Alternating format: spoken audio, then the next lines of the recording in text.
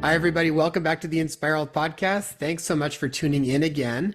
And today we're bringing back another guest that I interviewed literally about 100 episodes ago. I think it was episode 60 with Jonathan Hammond. And I'll put a link up for that too, so you can check that out, because it was a really, really wonderful interview. I really enjoyed that one when I got to talk to Jonathan. And Jonathan is the author of The Shaman's Mind, Huna Wisdom to Change Your Life. And you can go back and check that out to get more of the bio. I'll put all the bio in the show notes, but I want to jump into this conversation because Jonathan has a really unique perspective that ties in sort of this shamanic elder healer sort of tradition of how do we view life from. And I think that information is really pertinent to when we're talking about this concept of the illusion of free choice and the return to mastering your own life. Because as you go through your book, Jonathan, you definitely see that traditional elders like that view the lens that they look at life through is very different than the average person. And so I think as we go through the different parts of this interview today, we're going to touch on a lot of pieces that'll pull back to both of those concepts. So Jonathan, welcome back to the show. Aloha. It's so good to be with both of you. Thank you for having me. Thank you. Aloha. Oh, you're welcome. Aloha back. So Jonathan is in Hawaii right now, which is awesome. One day we will make it out there, my friend, and we'll come and visit you. I'll show you around. I love it. That sounds good. Favorite thing to do. Good. You know, I would love to start because I remember when I was reading your book the first time, just in even the intro, really some really profound stuff, I think, even just in the intro before you even get into all of the teachings. And I think maybe a good place to start would be, you talk in the beginning about the massive planetary shift in consciousness that's currently taking place. And maybe to start off, we can start from your perspective as sort of what that's about, and maybe even where are we currently from your perspective in that? Because the last time I talked to you was right at the beginning of big lockdowns with COVID and kind of where we are now. And that would be a good place to kind of kick this off. Yeah, not to be too dramatic, but I think it's kind of an apocalyptic revelation. That's what's happening right now, as has been prophesied by many of the indigenous cultures. And I think more than anything, it is what the invitation now, sociologically and personally, is a turn away from what the Native Americans called Wetiko, that virus, that parasite of the mind that operates on the idea that we're separate. The Gnostics called it the demiurge, the false god of the binary, the false god of the conventional. And I think that that what's being revealed right now is about the choice, to use that word, to turn away from conventional mainstream ideas, rules, expectations about what we are and what we're expected to be, toward something more natural and more internal within us. And that we have the biological wiring to find a different directionality for ourselves, but it can only be accessed through the turning away from the overculture into something that is more dropped into ourselves. And it is the same evolutionary life force that infuses nature. And so that we are wired to connect with our own individual evolutionary life force that, for my money, is the same evolutionary life force as we see in nature. Because if you think of the earth, it just keeps evolving, it keeps growing, it keeps creating itself. And we don't live on earth, we are earth. And that means that intelligence and that evolutionary force lives in us. But we're so socialized to pull away from it, to ideas about what men are, what women are, what society is, what money is, what politics are, all of those things, that we pull away from the very programming or the inner apparatus that we need to traverse these changing times, because it's in there. It's in there. And if we can all access it, we'll know how to traverse these times. So moving from an outer authority to inner authority, and one that is aligned with nature, is that what you're suggesting? Jonathan, can you speak a little bit more about Wetiko? We even did a short clip on it during the last episode, but I would love it if the audience is not familiar, just so that they can kind of get an overview of what that means. Yeah, what it means and how it plays out in our lives, because How it influences yeah, us. part of what I think is so important around these kind of conversations is it's like there's a shedding light on things that's really essential so that we can then re-see it and make new choices. Yeah. So maybe share a little bit, like Ted mentioned, what Watiko is and how Yeah. that's sort of playing out in people's lives that they might not even be aware of. Yeah, it was identified as a kind of parasite or virus of the mind, of the human mind, that in a way we are all at least potential carriers of. There's even a Hawaiian word for it, eepa, which is translated as deceit that defies comprehension. So it is this part of the psyche that tunes into the illusion of separation, which is what's wrong with everything.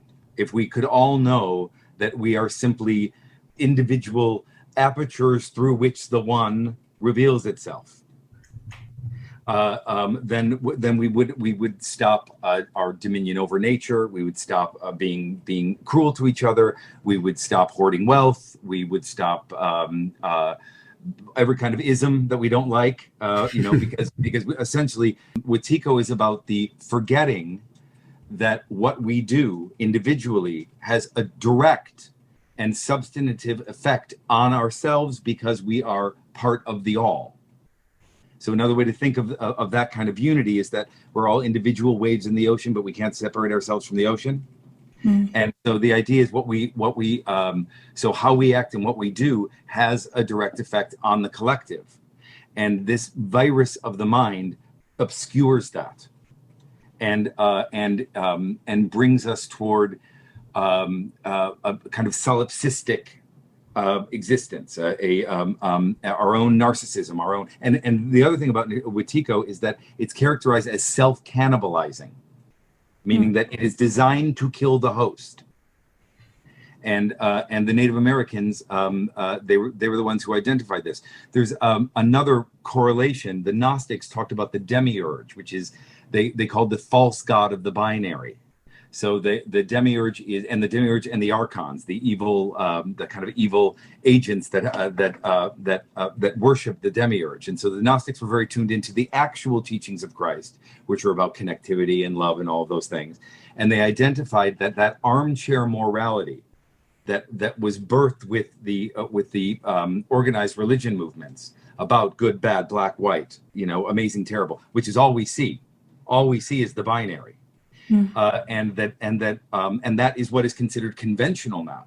And of course, with the binary is with the separate, is the idea that I'm other than you, And so the what's happening now on the planet is a waking up to the idea that we aren't separate, and that those binary polarities are no longer they've worn out their welcome.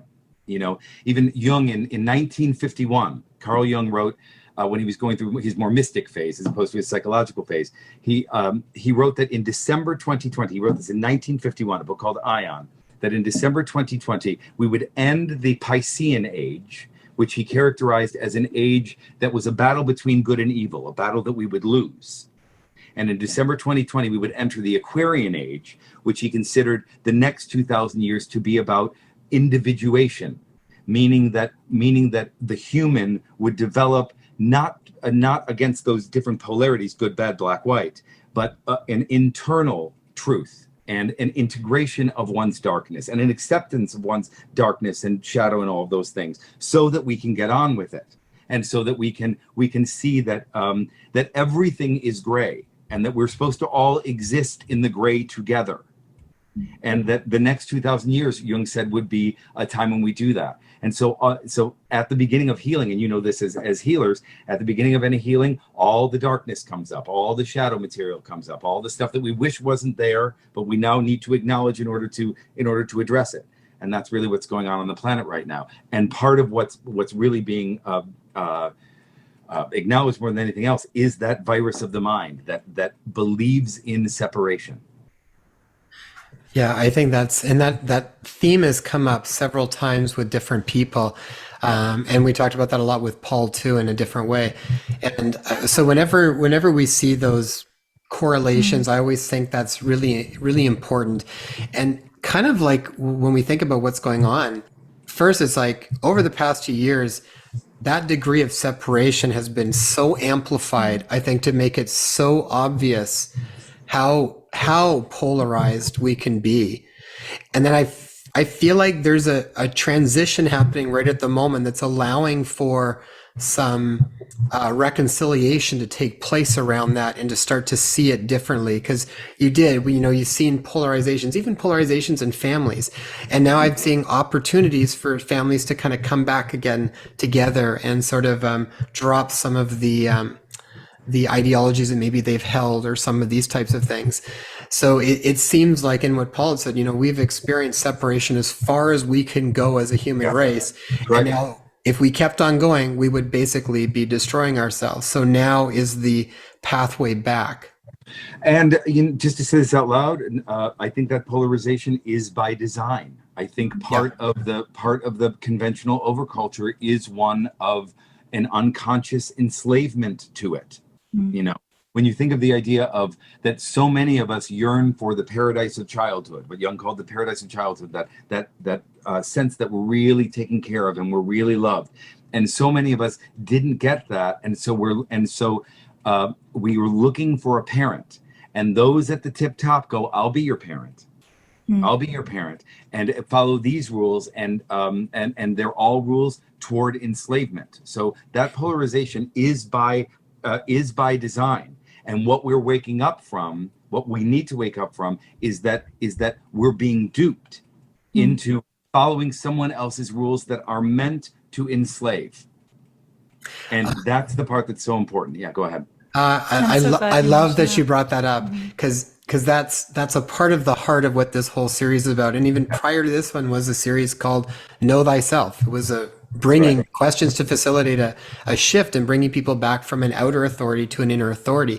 And when you talked about nature earlier on, I feel like this is where sometimes people get confused with what do we even mean by nature? And I think it's because we've been so disconnected from it that we've lost what that even means. A lot of old traditions medicine was built around nature, the elements of the planet, all these different things. So a lot of times I think, there's an aspect of getting into nature, like maybe get out of technology all the time and get back to something natural. Like there's a different frequency that you're going to be immersed in when you're in nature that I think creates a resonance which allows you to connect more back to that true self.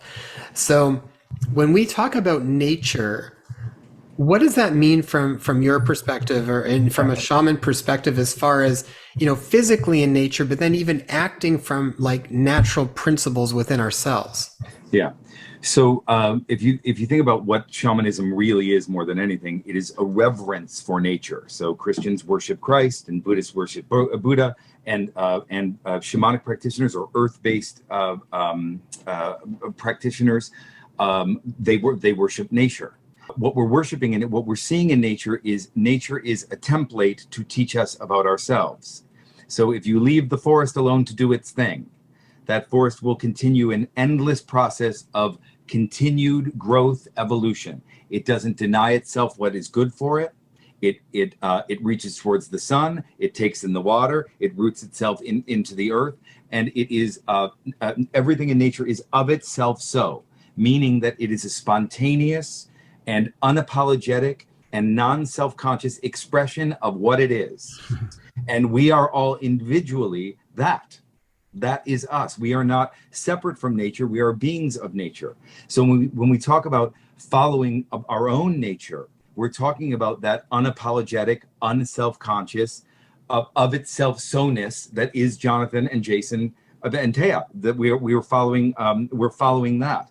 And the only way to get there is by turning away from the rules, someone else's rules, someone else's idea about what we're supposed to be, and because we're wired for it. So when we talk about the forest continuing that process of growth and evolution, there's an energy underneath that, and the energy underneath that, something moving towards growth and evolution. What would that energy be? What would that intentionality be? It can only be love, because it can only be something that wants to keep going, that wants to celebrate itself and understand itself more fully, and that's called love. And so that is surging within us. But with that comes the impoliteness of telling our own truth and living from our own truth and our own set of rules. And that is what, when we talk about coming back to nature, we're never going to go back to all living in tents and in cabins, and that's not it.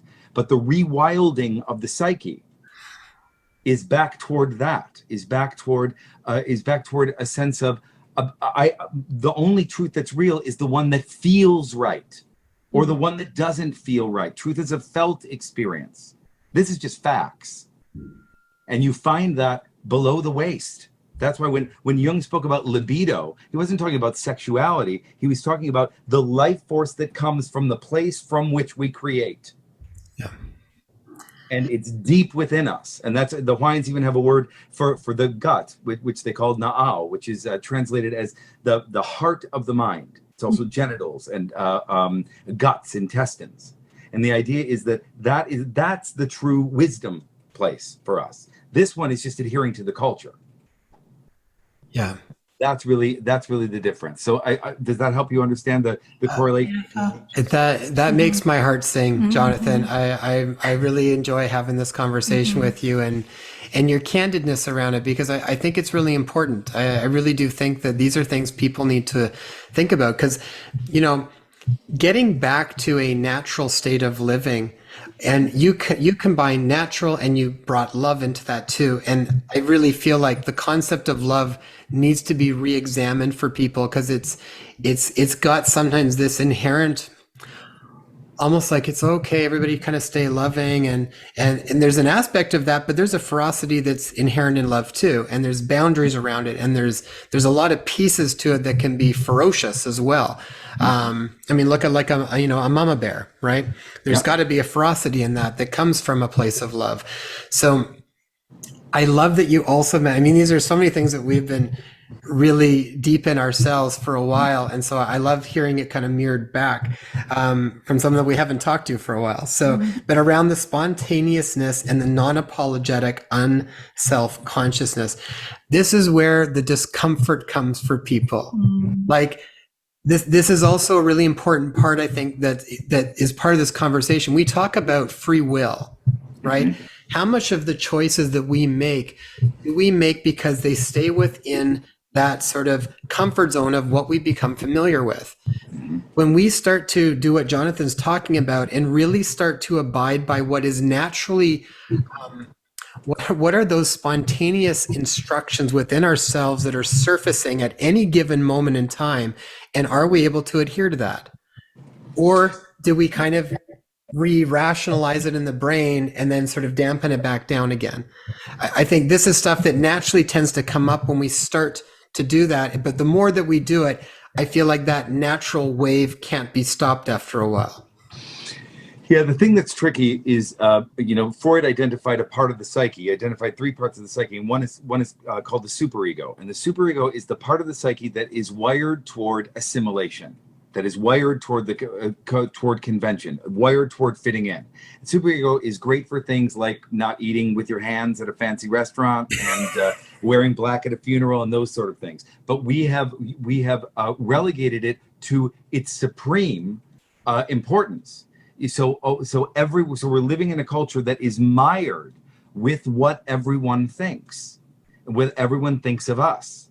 And we think that's what we're supposed to do. And with that comes being too good, which is a big problem in this culture. We think of people doing bad stuff, but when you're too good, you're actually turning against yourself sometimes. So we're wired toward that. So it's a tricky thing to come back to something that is that again is about the impolite bluntness of what is true for me, and being and having a rapport with that, and what you find is that when you can tune into that it gives everyone a sense of relief that they can do that for themselves, and it actually leads to a more shared experience rather than a kind of fanatic trying to fit into something that isn't necessarily your own. So that's what I would say, is that we're really up against, psychologically, particularly in the Western psyche, we have an urge, a drive to assimilate, and it's keeping us from something just more authentic in ourselves. Mm-hmm. I think when people second guess even what's coming up for them, maybe in the language that you're speaking of, they're unsure as to whether it's coming up due to the Wetiko influence, or their own alignment with nature. How would you discern between what those two feel like, or how they feel different? One feels evolutionary. One feels that there's a sense of growth in it. One contain, in the Hawaiian tradition, in the Huna tradition, love's perspective is always present in every choice that we make. Mm-hmm. That isn't necessarily airy-fairy love, because, as Jason said, love can be ferocious. Love can be get away from me. Love can be I need to put up a boundary. Love can be I need to turn away from a family member. But what we look at is that perspective is always present. So when you think of the false voices in your head, those are the ones that are in some way, they don't offer anything. They don't offer any growth. They don't offer any possibility. They don't offer a sense that I can create further if I take this thought form and I hold it close to my heart and I really alchemize it. You can, and it's not leading me anywhere other than fear, doubt, low self-esteem, stuck in my tracks, and so it's about listening. It's about really identifying that if the voice is not evolutionary, it's not a true voice. Not sometimes, always. As you're even describing it, I think of I think maybe one is more contraction, tightening, as opposed to opening and feeling more expansive. That's right. I often use this sort of analogy with clients. It's like, stay in the tension. So there's the old way, there's the old Jonathan, the old Jason, and then there's the new Jason that hasn't come on board yet. Stay in that tension. Fight with yourself. And then if you stay in that tension, the new Jason forms. And with that comes the paradigm shift, new rules, new ideas, and a different sense of limitlessness available on the other side of that. But you got to stay in that tension. It's when we lay down and we pull away from our own, of course, resistance and healing. They go hand in hand, two sides of the same coin, and to stay in that until this new way forms. That's the invitation for everyone in terms of their own growth and healing. That I'll sometimes, like when we're having conversations with different things, that remind me of concepts in osteopathy, and because I'm an osteopath too, and it's like how we often talk about working with fascial tension. You literally stay in the tension, and it's while you stay in the tension and be respectful and sort of dialoguing with the body in that tension, the tension gradually moves and unwinds and eventually comes to a new place, and a new sensation within the tissue itself. It's no longer the same, but the only way through it is to stay in the tension and allow it to kind of unravel. And in the Hawaiian tradition, it's considered that all illness, physical, mental, spiritual, emotional, is born of tension. And all health comes from a release of tension. Yeah. And that's certainly clear with your mind as well. Yeah.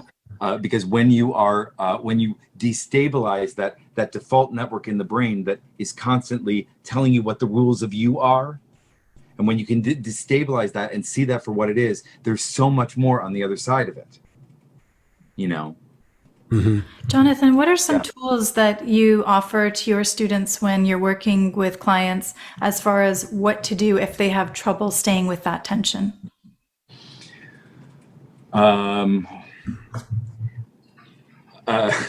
I think I would say, I don't know what the hell else you have better to do with yourself other than to stay in the tension. I think I would say that. That more than anything. I think that, it's important to, with the resistance toward healing, toward growth, you always have to tell the inner child the benefits. You have to be aware of the benefits, because you, even in giving up a bad habit, there are benefits in the bad habit. There are benefits in being stuck, always. And so you have to give this part of you the benefits of being unstuck. And if you don't know what they are, then you imagine them. And the imagination is the most powerful tool of I would say of the shamanic practitioner, but really of anyone, because when we are inspired to become something that we're not, it is only through the imagination that we can get there, because we're not there yet, you know. So it is about, what is it that you want, and become that now. Become that now. And if you can't, stay in the tension of whatever it is that's keeping you from becoming it. So I would say that, and also a really sober assessment of, what are you running through your system? What are you telling yourself? What rules are you following? What are those habitual beliefs and ways of being and ways of thinking of yourself that are just on autopilot, that you aren't even aware of, that have gone unexamined? And wake up to them. What's coming up on your screen of awareness? If you don't like it, what are you going to do about it? And there is something to do about it. And it's that work with oneself. It's called being awake. It's called living a spiritual life. It's called being creatively engaged with what's happening in oneself. You know, and as long as we stay in that, we're doing the thing that Carl Jung said would be the end of us, which is projecting our acknowledged stuff onto the world, onto everyone, you know. And so this is about, I need to clean up my mess enough that it doesn't spill over into someone else's experience. And that's all anyone has to do. But that comes through creative engagement with what's happening in you. So that's what I would say. Yeah, that's really beautiful. A few different things come to mind when you're talking about that. Maybe first, let's talk about, because I think when we're talking about wrestling with all those things and coming out that other side, I mean, to me, that ties right into the concept of choices, because we're really choosing from very different places. And you talked about even like the different possibilities. And I know in the book, I think even say that attuning oneself to a magical spectrum of infinite possibilities, unseen truths, alternative realities, and spiritual support. So maybe to kind of give people a perspective of like, what is on the other side? You know, what is actually available to us when we start to make choices from this other aspect, as opposed to what's kind of been running our life through this place of Wotiko for the most part. Limit and lack. What are the things that are possible? Well, let me say this. The outward dream of each of our individual lives, whatever is in our life, whoever is in our life, whatever the circumstances, are a symbolic reflection of what's going on inside us. And so that means that if you want the divine in your life, if you want God in your life, then you create God right here. And what is your version of God right here? That you are infusing yourself with what you imagine God to be, which is infinite love. So self-love is not just a nice idea. It's not just a bumper sticker. It's not just a meme on Facebook. If you actually did it, it's the way in which you bring the divine to you. You become in sympathetic vibration with the divine. And so the divine is not something that just smiles on the lucky few. The divine comes and works in your life based on an inner world that is in alignment with it, or working toward being in alignment with it. And so with that then comes, and I don't know if I mentioned this earlier, but choice from the kupua, from the Hawaiian shamanic tradition, is considered a magical power. Mm-hmm. That's a beautiful way to actually think about it. That's right. And so that means that the choice, so I'm seeing what my life is, and I'm seeing that is only an outward reflection of what lives in me. So if I change my inward dream, my outward dream changes. So in Hawaii, they think of old Hawaii, not the Hawaiians that are on the cell phones now, but the old Hawaii. The day is considered to start at nighttime. And it's in the nighttime, the inward, the darkness, the unseen dream that manifest existence of daylight emerges. So our inner dream is one that how we curate it, how we choose to think of it, what beliefs we choose to finance and give clout to, how we think to take care of ourselves, what we're putting in our mouths. All of those things are in some way building what your external world can become, and that can be anything based on how you take care of yourself and how you self-invest in your inward dream. I think that's so beautiful, and what you're speaking of is such a timely message, because I think of, you know, all the stuff that we've been hearing around the Great Reset and Agenda 2030 and so on. I feel like even beyond that agenda, there's this bigger agenda, much higher power at play here, which is maybe allowing all these other smaller agendas to move through in order to create a catalyst for where it is that humanity can truly move into, that would be of benevolence and union and peace, and prosperity for everyone. I think of even, you know, the quarantine that so many of us have been in for the past 2.5 years. And what you're speaking of is like nighttime going within and reflecting and reevaluating. It almost seems like a metaphor for those teachings. Yes, and I think that that this was a real opportunity for everyone to do that, even though it was a pain, and even though it was scary, and even though and it shook things up. It was a real opportunity. I think if you were someone who thought, okay, there's a pandemic, and when it's over, my life as I know it will continue, and I'm just waiting for it to be over. I think those people this summer, within the last 3 months, are now faced with the opportunity that was missed by not going inward and not looking at what's actually happening within me. I think of COVID as a kind of evolutionary spirit. Now, that's not a very popular thing to say, but that's how that's sort of just how it, and having had COVID and journeying with it, that was my experience with it. Is I felt like I was being made over. Mm-hmm. On some level, and I got it literally day after shutdown in March 2020, and had it for a month, and it was so helpful because it helped me understand what it was. And even if it does come from bats, you know, the shamanic shamanic meaning of bats are about death and rebirth. That's what they represent. And so literal death, and also the death of things that are no longer useful or relevant, and then the rebirth towards the new things. And I feel like that's very much what's happening on the planet right now. And I think COVID is a kind of metaphor for that.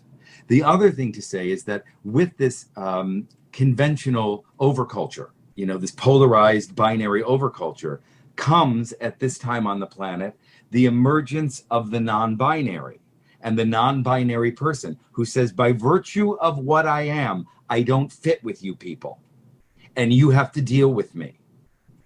And that is, and it's not that everyone is that, but those beings are here for an evolutionary purpose. They are here to usher in something that is different than this polarized thing that we've been doing since we've started civilization 6,000 years ago.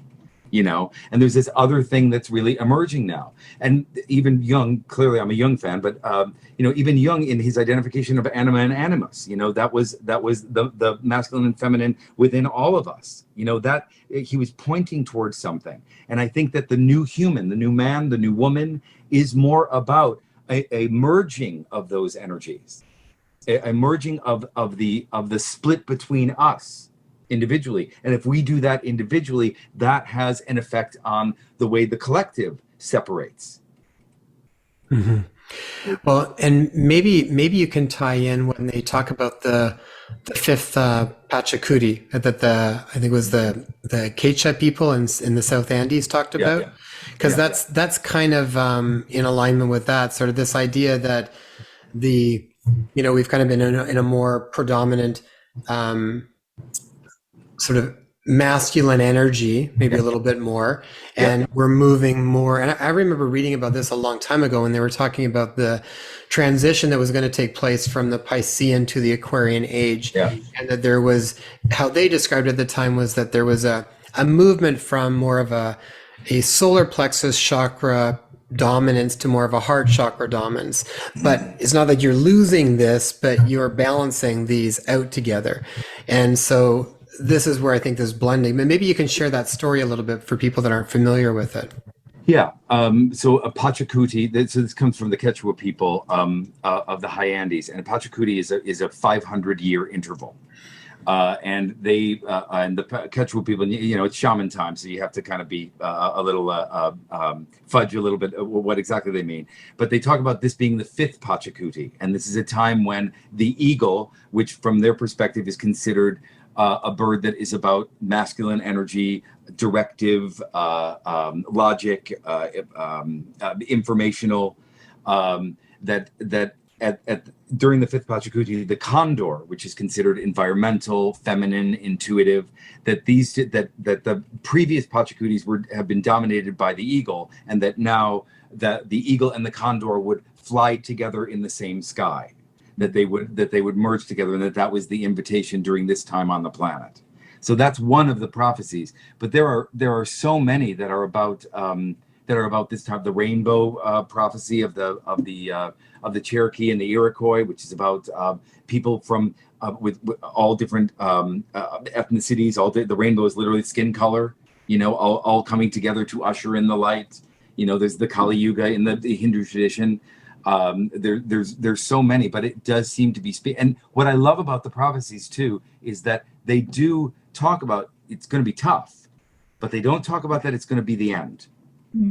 And I don't think that it is. I don't think that's where we're going. I think it's just what's happening right now is forced change, and with forced change comes resistance and the need for a lot of healers, because that's what you do when you're in the midst of a forced change in your life, is you go see a healer. And so I think that the age of the person who is wired toward helping the collective, which is what I think light workers are on the planet, whether or not you're a professional one or not, are really needed at this time on the planet, because they're the ones that are going to usher in this new way of being, in the midst of this really forced change. Mm-hmm. One thing that I'm curious about is, like, even when you were talking about with the non-binary, and it's like aspects of that make complete sense to me, especially when I think about these stories that have come up from before and around what you had just mentioned. What I often seem like goes on at times is I feel like there's always this blending, maybe not always, but a lot of the time I feel like there's this blending of stuff that comes from like a place of really profound truth. Mm-hmm. And purity. Mm-hmm. And then there's also this aspect that feels like it tries to use some of that, but it more has a feeling of manipulation that doesn't come from the same place. And I mean, to me, I feel like this is all the time. And I've seen this in like healthcare forever. But it's like, it's almost like it's not wrong, but doesn't have the same purity attached to it. And you feel like it's being almost manipulated or used in a way for I don't even know what, but it just feels like it's whether for personal gain or something along those lines. And that happens and I've seen like across the board on almost everything, whether it's education, whether it's finance, whether it's medicine. You see parts of something that sounds true and has this really nice feeling attached to it, but it's kind of being used in a way that's not quite so pure anymore. It's distorted. It gets distorted. Yeah. And I find that still, even with what's I think going on now with this sort of blending of stuff, there's parts of it that feel so real. And I know different people that are going through things, and it feels like almost like sometimes like a physical manifestation of what I think is this union of things. And then there's other parts where I feel like it kind of gets manipulated and distorted. How do you discern the difference between those things for people? Because I think it can be a tricky place to navigate sometimes.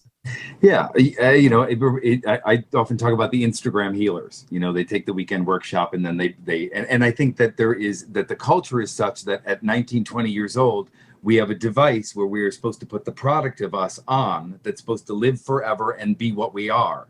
And so there's very little sense of a tolerance for the process of actually becoming a wisdom keeper. And the process of becoming a wisdom keeper is about where in my life am I not walking my talk, you know? And the reason why those things feel plastic or phony, you know, despite the fact that they've read the books and they have enough of the wisdom to impart it, is that on some level, something is being compartmentalized. When you think of living a spiritual life is about the confrontation of the compartmentalization that keeps you from living a spiritual life. That's what it is. And if you're not doing that, it rings hollow. That said, from where I sit, they have their purpose because they get people in the door. And if a half-baked healer gets someone in the door, gets them thinking about that they have choices and that there are other possibilities available to them, even the possibilities that there's things going on the planet that you should tune into, I say God bless them. But you can feel authenticity. You can feel authenticity with the message. And more than anything else, it really is about that. It's also about to go back to the superego, when the superego, what does everyone think of me, is involved in healing, in imparting spiritual wisdom, and those things do not go together. So with my clients, I don't care if they like me, because I may have to tell them something that they may not like. So that can't even be on the table for me. And I certainly can't care what they think of me, because I have to remain true to the messages that I'm getting, you know. And so I think that when you connect with the overculture that is so mired in what everyone thinks, and status and money and all those things, and you try to merge that with true spiritual teachings, they don't mix, and that's why they feel hollow. Mm-hmm. So that's my take on that. Yeah, and I think it ultimately, I mean, all of it comes up for us to continually within ourselves keep trying to know what truth is and what sort of more falsehood is. And it's a path that I think we just as we keep navigating it, we get a better sense in ourselves of what resonates, what doesn't, and we spend less time engaging in things that don't, if we're learning from them. So, and you know, the purpose of elders is really about everyone needs someone to answer to. Everyone needs someone to answer to. Everyone has their compartmentalized stuff. Everyone has their stuff that they don't see. You know, I mean, I have a full-time practice, and every week for 20 years, I see someone who knows my clients by name at this point, and we talk through their stuff, and we talk through what it's bringing up in me, and we talk through how do I keep myself clean in this. You know, and whether or not you're a professional healer or not doesn't matter. We need to have someone to answer to. Mm-hmm. I'll even say this, we need our own version of confession. We need that.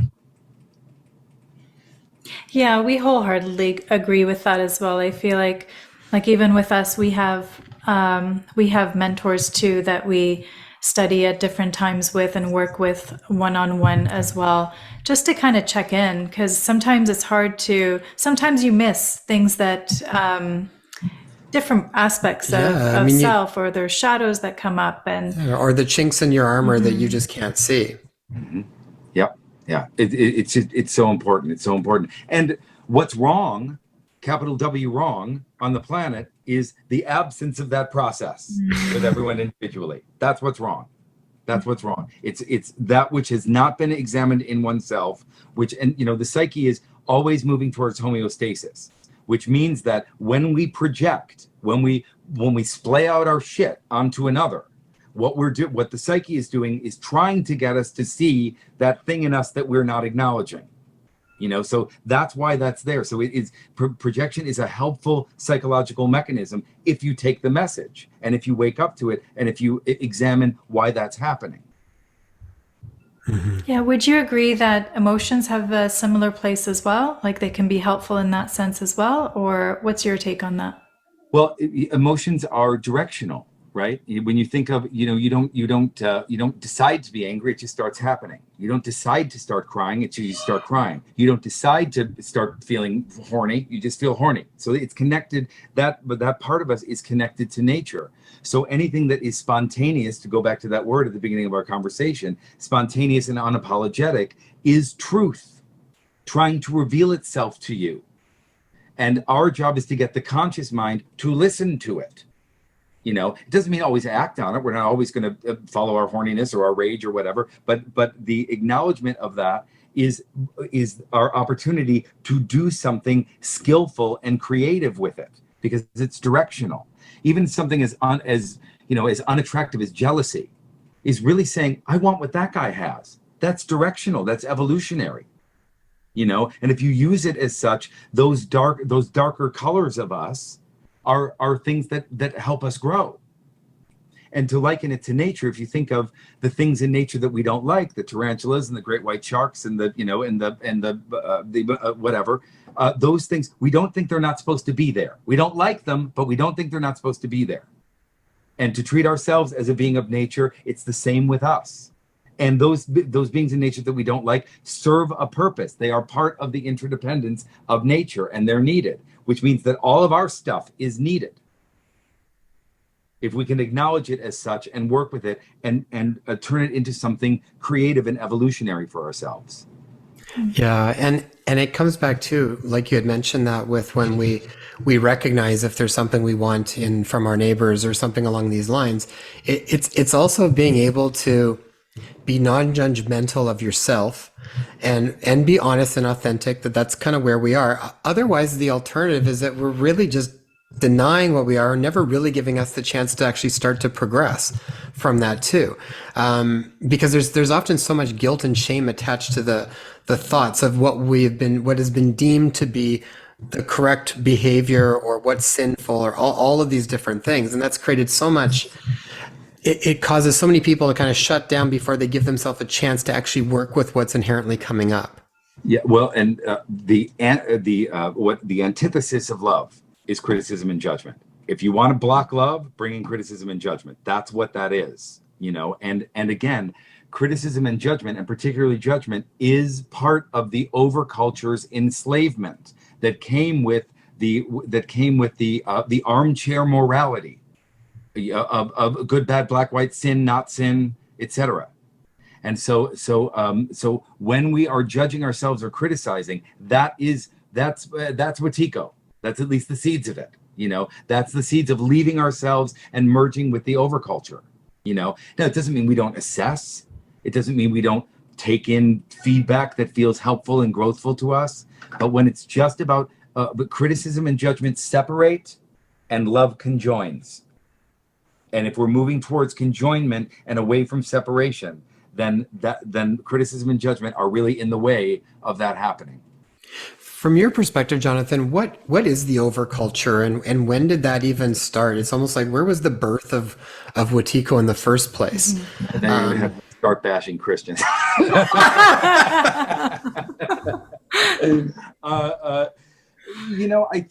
I think when we moved away from a kind of hunter-gatherer culture into something that was about bigger systems and a sense of a separation from nature, a dominion over nature, a dominion over or a suppression of the feminine.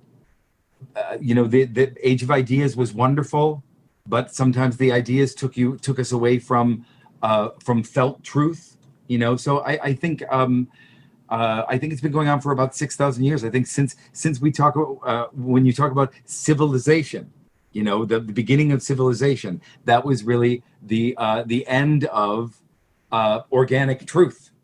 That was the process of ending that. And it certainly shows up in in the polarities that exist in organized religion. Now, I think all those religions, all the Abrahamic religions, at their core, are getting at one spirit. I think that they are getting at universal love, but they're so corrupted and they're so used for something else.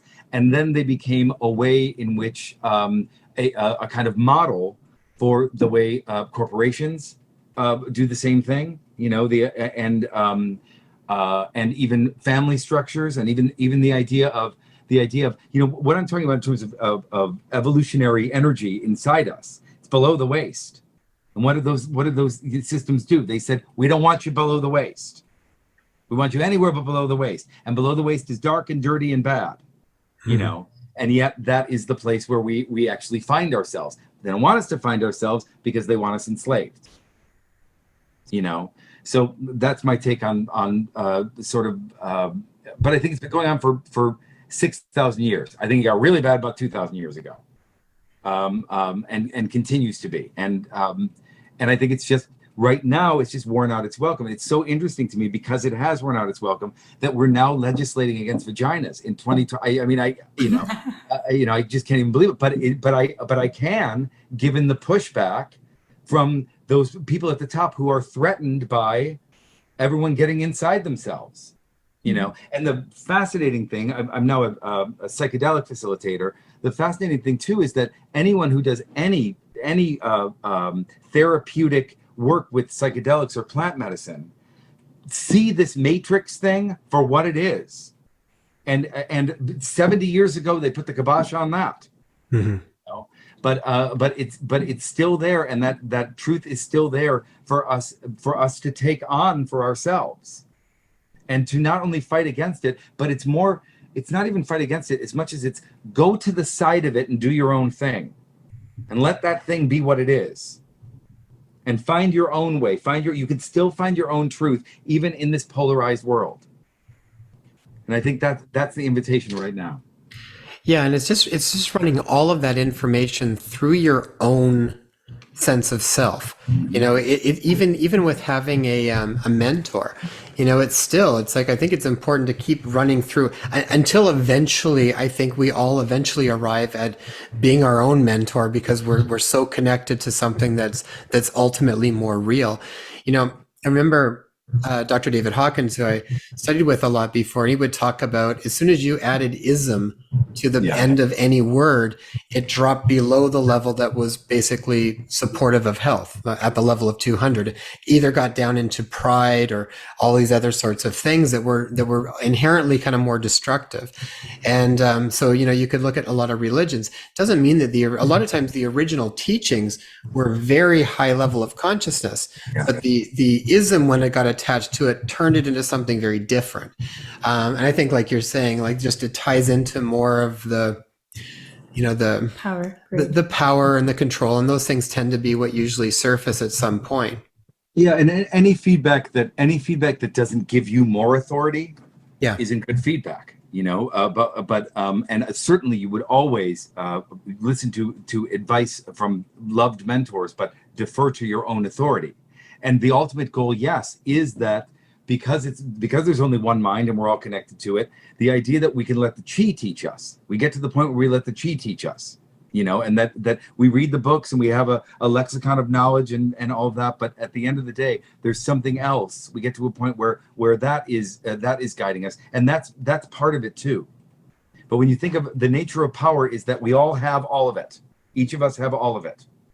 And so power over is just going to lead to retaliation and fear.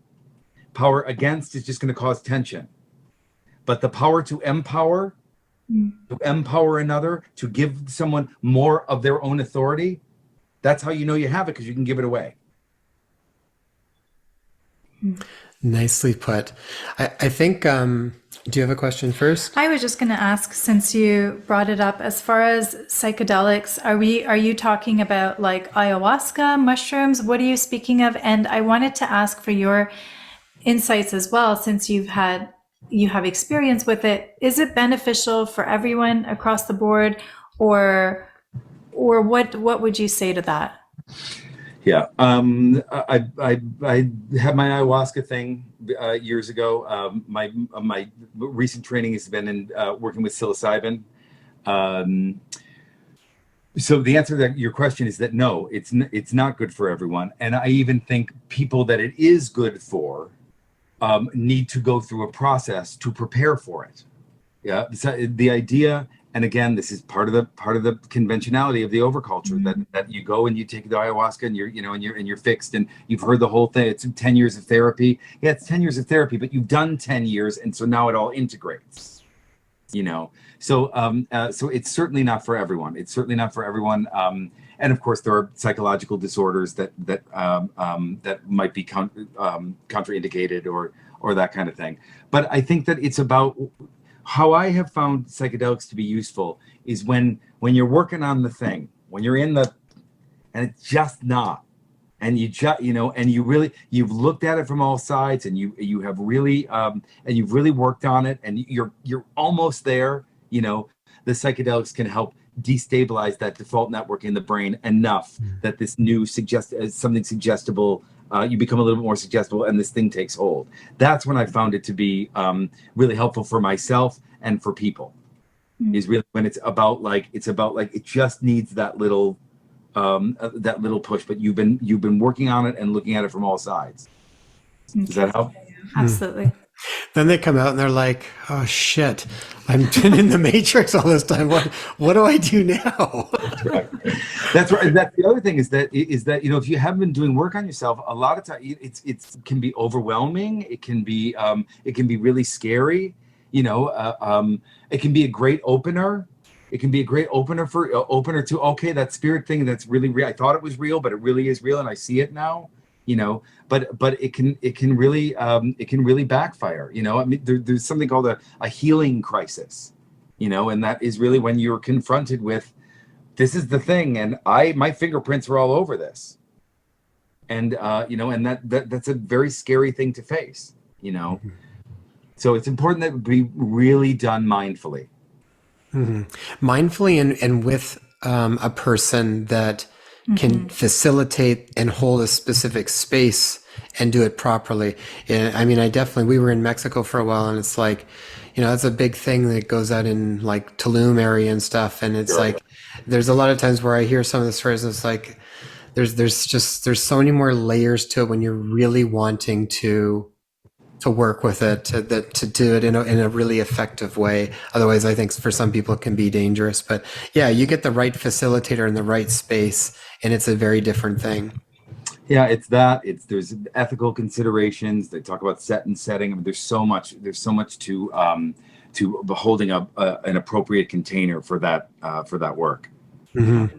Jonathan, one other thing as we're winding down here, that you had mentioned in your book, because I think this is a really important one for people at this time too, even with the ability to discern when we're coming from a place of nature versus when we're coming from a place of Wetiko, the idea of communication and dialoguing with the body. Mm-hmm. A lot of times I think people have just become so disconnected to the body, and a part of that process is trying to reconnect and learn to trust it again. How do you work with that? Where can people sort of start that process? And the importance of it from your perspective. Yeah, well, in terms of anything physical, in terms of any physical illness or disease of some sort, you can think of it as it's that the body is trying to solve a problem that the conscious mind has not solved. And more than anything else, that problem is about attention. That problem is that we're not paying attention to something. And so when these things come up, when the aches, the pains, the inflammation in your hips, whatever, that those things are there. Those things are there to help you start to pay attention to something. And so one of the shamanic processes is that you go into a kind of journey space, you give that part of your body a mouth and the ability to communicate, and you let it talk. But the idea, I've seen so many physical things vanish simply with paying attention to it. I cannot tell you how much, and even a lot of the autoimmune stuff, is about that I'm not fully in myself enough. I've left myself. I've left my experience. I'm only paying attention to you. This makes no sense medically, but the Lyme tick is attracted to selfless love. and it wants to taste and bite into that which that person who is so selfless. That's what it's attracted to. And so that kind of selflessness that's a lot of times when you're out of yourself, you got a hole, and the hole needs to be filled, and it gets filled with illness. Yeah, I completely agree with you on that. And it's so funny, even the way you mentioned that. I literally a little while ago did almost that exact same process where, I was sitting in the bath after I had like a flared up left hip pain that came up after seeing a loved one, and out of the blue, and literally no physical reason for it. And I sat there and I just, you kind of get into a bit of like a meditative state and slow everything down. And then I just went in and asked the hip what was going on, and gave it space, and in knowing that it had a voice and that it was going to share. And what it shared with me was profound. And it literally went from, I could barely move. It came on such intensity, to like literally gone. Woke up the next morning, was like disappeared, like it wasn't even really there. I mean, it's astounding. I find when you hit the root of certain things like that. I mean, it just, that's the template, the blueprint for the physical body. So that stuff just filters down and corrects then the physicality from it. We've talked to Dr. Todd Overculture many times, and he does an area called mind-body logic, or biological decoding, and basically looks at that for every illness that somebody deals with, there is an unresolved conflict that needs to be addressed. And when that conflict is addressed, literally like magic, it can disappear. And still to this day, I would say the most profound, quote unquote, spontaneous healings occur in that realm. Yeah. Even if you think that this part of my body is dreaming a dream, and just like in a sleeping dream, everything that happens in the dream is a reflection of something about you, you can tune into the dream of this part of your body and let it speak to you, even if it speaks to you in symbol, and then interpret the symbol. And however you interpret it can't not be it, because we're in a non-separate universe. And so whatever your interpretation of that is that. And then you enter into reality where you can address it in a different way, and find out how it's connected to beliefs that have been on autopilot about something completely unrelated, having to do with your schedule, having to do with your fear about money and overwork, having to do with, et cetera, et cetera. Yeah. Jonathan, what are some practical exercises that you can possibly offer to people to begin to open up more to possibilities, or to a return to mastering their own life? Like, what are some simple things that they can do right now, starting today, that would allow them to open up? Some nice actionables for people. Sure, actionable. Sure, that's good. So here are a couple. You take a moment, write down all your negative core beliefs. Just write them down. Let it come. I'm ugly. I'm fat. I'm stupid. I'm never gonna get. Whatever those things are. You have them down. That's what you're up against. That's what you learned. That's the misknowledge. That's the mistakes that have obscured your original divinity. That's what they are. And then you rewrite them in their opposite and positive aspect, even if you can't believe it. You rewrite each one in there. So I'm ugly because I'm beautiful, and I'm stupid because I'm exactly as smart as I'm supposed to be, et cetera, et cetera. You rewrite them in there, and then you read them over, and then you paste them all over. And then when the old one comes up, you go, I'm not doing that one anymore. I'm doing this, and you start, and you just start to consciously change the beliefs, and take the imaginative leap that this might be your reality, that your new beliefs might be a reality. So that's the first thing. Second thing is make a list of the things that you want. And I know this sounds egotistical or selfish, but most of us are so pulled away from what it is that we want. So make a list of those things, and then begin to read about them, begin to research them, post a little picture, get a Google image, post it on your desktop. So every time you turn it on, you see, and like these are all ways, because energy flows with our attention. Energy flows with our focus. So whatever we're placing our focus and attention on invites in the creative energies of the universe to bring to us the nearest physical equivalent of what we're placing our focus and attention on. But it's about the discipline, and that word is so loaded, but it's about the discipline of, I'm choosing these beliefs. I'm choosing to focus on this. Focus on what you want and not what you don't want. Give attention to what it is that you want and not what you don't want. How about this one? Expect the best. Expect the best. There is that's a whole mindset. That's a whole discipline in and of itself to do that. It just enters you into a different polarity, a different not polarity, a different paradigm, a different energy frequency. You know, where I'm looking for the possibility, not the roadblock. And when the roadblock comes, oh, it's just not my door. Mm. Okay, thank you for that. Yeah, and it's like, I think the key word you said there too is imagination. You know, it's like, it's something that I think in many ways gets bred out of people as sort of more childish, but it really is probably one of the greatest superpowers. I really do think that what we are capable of imagining is directly going to be related to how big or small we make our life. It's such a powerful skill to play with and have fun with, not like sit down to create tons of structure around it, but in a really fun, playful way. Just start imagining, because it's like when you really get into it, it becomes real and you feel it. And then I think that's where all the magic really starts to take place. You know, I often give this example when I'm doing energy healing. Say I'm doing Reiki on someone. And so I imagine that there's sort of a sphere of light and it's coming into the crown of my head and it's splitting off of my heart and it's going down my hands. So that's sort of how I picture it. So is Reiki real, or did I create the circumstances and the reality where I enter into Reiki happening? But either way, Reiki happens. And so it is about, and so imagination is key, because imagination takes you into a reality where certain things are possible that they aren't if you're not in that imagined reality. Yeah, exactly.